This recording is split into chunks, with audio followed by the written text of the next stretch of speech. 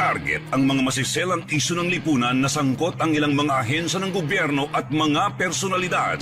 Hihimayin ang iba't ibang mga isyu, balita at usapin. Puntirya ang mga tiwali at ilalantad ang mga mali sa pamahalaan. Walang sasantukin. Tamaan na ang tamaan. Kung salot ka sa bayan, sapul ka ni Rex Cayano sa Target. On air. Pakinggan ang agenda ng inyong mayor para sa inyong lugar. Ang mga hakbang na ginagawa nila upang bigyang solusyon ang mga hinaing at problema ng inyong komunidad. At alamin ang mga good news na hatid nila sa taong bayan. Mayor's Hour sa Target On Air. Eto, nasa linya ng ating komunikasyon si Mayor Mylating ng Tuguegarao City. Mayor, magandang hapon po. Magandang hapon sa ating mga listeners. Magandang hapon po, Rex. Apo, at tayo napapakinggan po, Mayor, sa DCME, Mega Manila. At ano po itong simiklab na ito kahapon, yung grass fire po dyan na Mayor? Kayo na nga mismo magkwento. Rex, no, nitong mga nakaraang mga linggo, mayat maya po merong mga maliliit na mga grass fire na sumisiklab sa iba't ibang parte ng Tuguegarao City dahil siguro po yung mga bakanteng lote na merong mga natuyong mga dahon, natuyong mga grass ay sa sobrang init ho, biglang minsan nagtitiyab ng mag-isa, kumakalat po, no? Kung kaya't ang ginagawa ay nagpapadala tayo ng ating mga bumbero upang apulahin yung pagkalat ng sunog.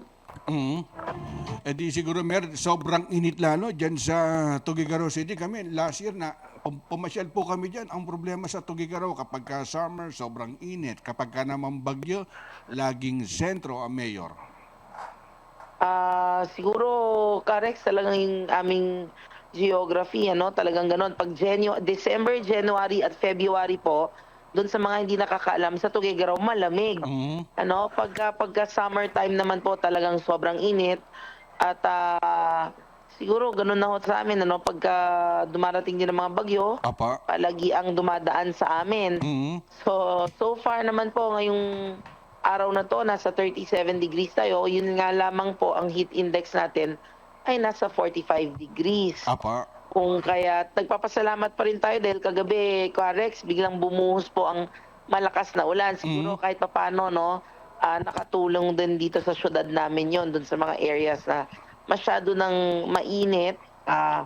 Medyo talagang ibinuhos ang mga ulan kagabi. Medyo nakabawas po ngayong araw na ito dun sa nadarama naming mga heat index itong mga nakaraang linggo. At Mayor, para dun sa kabatiran ng mga nanonood, nakikinig sa atin, hindi gano'ng pamilyar sa Tuguegarao City, ilang barangay na sasakupan yun? Ano po yung pinaka-source of income ng inyong kababayan po dyan, Mayor? 49 barangays po ang Tuguegarao. We have around 170 to 180,000 residents in the evening. Pagka umaga po, kami po ay nagdodoble at triple dahil dito po sa Tuguegarao kami po ang Center for Educational Excellence. Kami rin po ang Regional Government Center at kami rin po ay ang region capital po ng probinsya ng Cagayan at yun pong ating mga regional Center for Trade in Region 2 sa Norte. So kami po ay may agricultural part pero karamihan na po dito ngayon, Rex, yun po mga negosyo, ang naitayo na po at nandito ho lahat ng mga traders sa aming munting bayan ng Tuguegarao. At may dagdag ko lang at kamakili may nakausap po kami isang congressman po dyan. Parang meron yatang resolution regarding din sa pagdagsa ng mga Chinese student. Kumbaga, na-alarma ba ang Tuguegarao City dito, Mayor?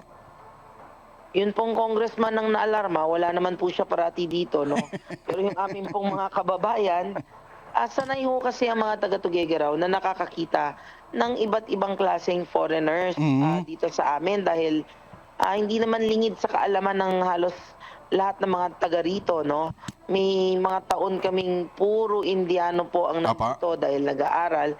Alam nyo, pag mga probinsya, likas hong matiwalain naman po ang mga tao, Hindi ka agad mag-iisip ng masama yan at hindi ka agad maaalarma.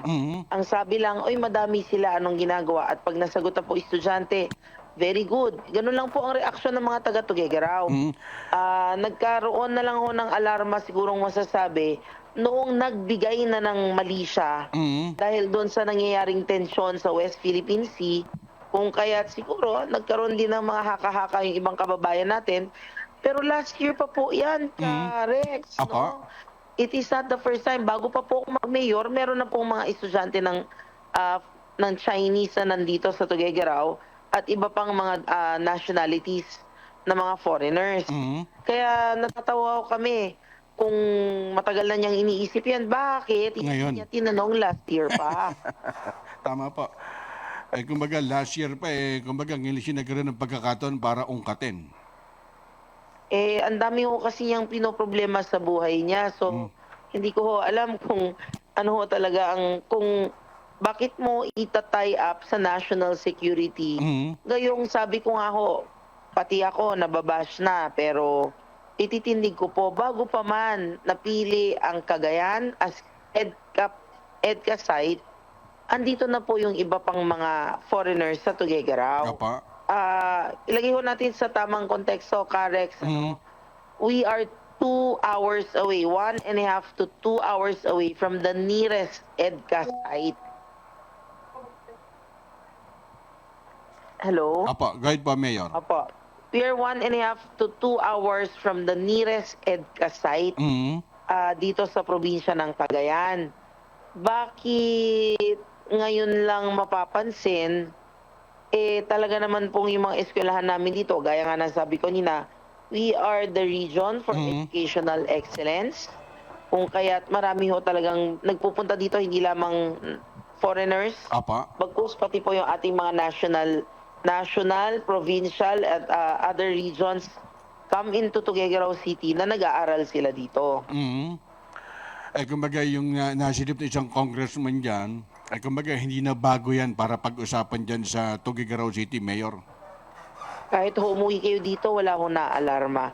Yun pong mangilan-ngilan lang sigurong may nagkiklaim na siya ay profesor, na siya ay analyst. Matanong ko nga ho siya kung nagpunta po ba siya at nakipag-usap sa mga eskwelahan at siya po ba ay may mga hawak na dokumento o yun lang mga tao din lang naman nila ang nagsasabing sila po ay naaalarma. Kasi we would have known, di ba? We would have known po kung talagang madaming takot. Sa akin po, sa Facebook page ko na lang, napakadami hong followers, no? Apa. At lahat sila, mayat-maya, ang pagsusumbong sa atin, ang pagre-report sa atin. Not once na meron hong nagsabing takot sila sa pagdami ng estudyante dito. Kundi, nagtataka lamang, pag nasasagot na po sila, wala na pong alarmang nangyayari dahil siguro naman may tiwala sila na may pagtatanggol din sila ng kapulisan Apa. at ng ating gobyerno. At siguro nakatawag pansin po ng pag-usapan po dito sa Manila po, Mayor. Dahil may fake news na lumabas na 4,600 po sila, 486 lang po. Napakalayo ng numero. Napakalayo din sa datos na katotohanan po, Mayor. Opo, Karex, yun naman ho yung ating inirereklamo at ating inalmahan ay dahil yung kanilang pong datos ay mali-mali at yung kanilang pong pamimintang sa mga lokal na pamahalaan dito sa Cagayan at sa Tuguegarao ay mali-mali rin po, no? So talaga hong kailangan magsalita at kinakailangan ipaliwanag sa lahat ng mga kababayan natin na sandali lang po, tignan po muna natin talaga ang totoong datos. Tama Hindi po. po yung padalos-dalos tayo na magkiklaim po tayo tapos sasabihin natin, kailangan imbestigahan. Wala akong nagsabing hindi kailangan imbestigahan. Ang sinasabi po natin, huwag po nating gagawing political at huwag po nating idadama yung mga known political enemies sa isang investigasyon na kung ibang kalalabasan, makakaapekto sa atin sa buong bansa at sa ibang bansa pa po, ano? Apa. Yun lang naman po hinihingi natin na maging patas sila at yung totoo lamang po ang kanilang ididikta at sasabihin sa publiko. Tama po, Mayor. Kumbaga, para hindi maligaw ang publiko dyan sa Tuguegarao City. Mayor, meron po mensahe po sa ating mga televiewer na sa inyo huling pagkakataon po, Mayor. Kami po ay nananawagan ng kalma, baby kalma. Dahil sa totoo lang po, no, napakainit ng issue ng West Philippine Sea. Kami po ay kinokondena namin ang mga ginagawang kamalian laban sa kapwa nating Pilipino. Ngunit hindi rin po magiging maitatama ng isa pang pagkakamali.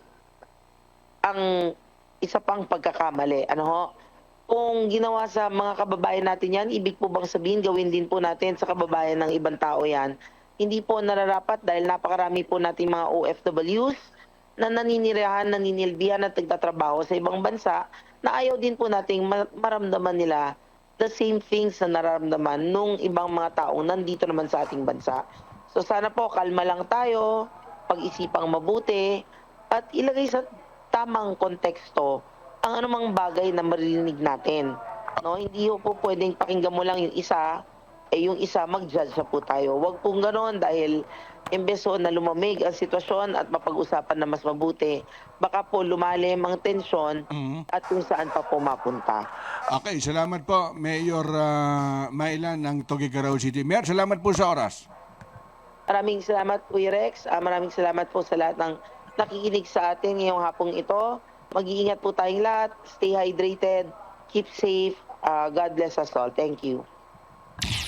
Pakinggan ang agenda ng inyong mayor para sa inyong lugar. Ang mga hakbang na ginagawa nila upang bigyang solusyon ang mga hinaing at problema ng inyong komunidad. At alamin ang mga good news na hatid nila sa taong bayan. Mayor's Hour sa Target On Air. Yan po ang tinig mga kaibigan ni Tuguegarao City Mayor Mailan. Panatilihing masaya ang paglilibang. Magtakda na oras at limitahan ang gastos sa paglalaro. Huwag magsugal kung nalulungkot. Huwag hayaang makasira ng buhay at pamilya. Para sa impormasyon ukol sa responsible gaming, tumawag lamang sa hotline number 02-8404-0171 o bisitahin ang www.casinofilipino.ph. Isang mensahe mula sa PAGCOR. Gambling is for 21 years old and above only. Keep it fun. Game responsibly.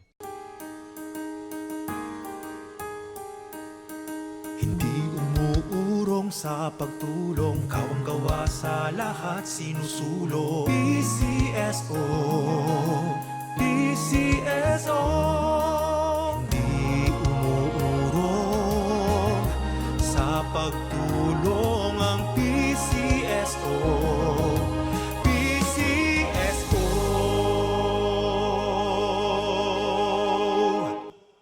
Oras hatid sa inyo ng Grand 88 Gaming Corporation.